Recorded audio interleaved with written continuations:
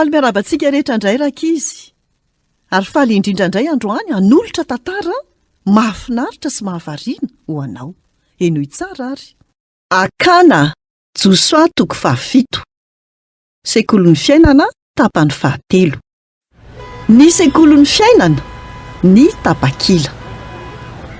Ny sekolon'ny fiainana fizarana 2 ny tapakila. Nankalazana ny fandresena. Tsy nisy fitaovam-piadiana. Narodhan'Andriamanitra ny mandan-tanàna tamin'ny feon'ny trompetra. Nanana an'Andriamanitra izay niandany tamin'ny Israelita dia saika resiny avokoa ny tany rehetra. Ny fety tampifaliana ireo mpandresy. Tsy andan'izay anefa dia nisy lehilahy iray niditra tsokosoko tao anaty trano lainy. Sahala amin'ny mpandika lalàna eny an-dalana dia ninitsy ny raharaha famantarana mazava momba ny fandrarana avy amin'Andriamanitra izy. Aza matahotra fa eo an-tananareo ny tanàna, Farao ny ditoko. Aiza misy maka ho azy ny zavatra azo babo vokatry ny ady ianareo. Andriamanitra dia mihevitra tsara izay tiany ho lazaina rehefa handidy zavatra izy. Tsy noraisiny hakana ho zava-dehibe anefa ny didin'Andriamanitra. Inona no hitako ao ambany korotan'i Jeriko? Kapoty tsara tarehy avy amin'ny Babilôna, volamena sy volafotsy. Tsy azoko kavelo daholo izany. Tsisy ahita raha maka ireo aho.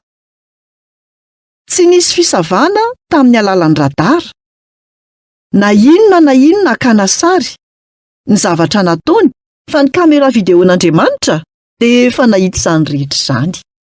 Ny mason'Andriamanitra dia nanaraka ny hakana hatrany amin'ny lainy izay nandevenany ilay harena. Mbola mila maka ilay tanàna manaraka. Nitatitra vaovao tsara ny mpitsikilo. Josoa, tanàna kely iay. Miaramila 3 dia afaka mandresy azy mora foana. Fa rehefa tonga ny fotoana dia nandositra ny poniny ay izy ireo ka 730 maty teo am-pandosirana ny tanàna. Ny tarahina tamin'Andriamanitra i Josoa. Tompo, nahoana ny tonga izany? Nahoana ny tsy nanampy anay ianao? Namaly ny fanontaniany Andriamanitra. Meloko Israely, fa nisy nangalatra ny fananana tamin'ny babo anady. Avereny tsara miloana ny zavatra rehetra. Rehefa afaka izany dia hamonjy anao aho. Dia nahariary ny marina rehetra. Ny aika kana fa nangalatra izy. Lehilahy iray no nanota ary izany dia nahatonga fijaliana ho an'ny maro hafa. Toy ny hoe tsy nijanona teo amin'ny jiromena izy.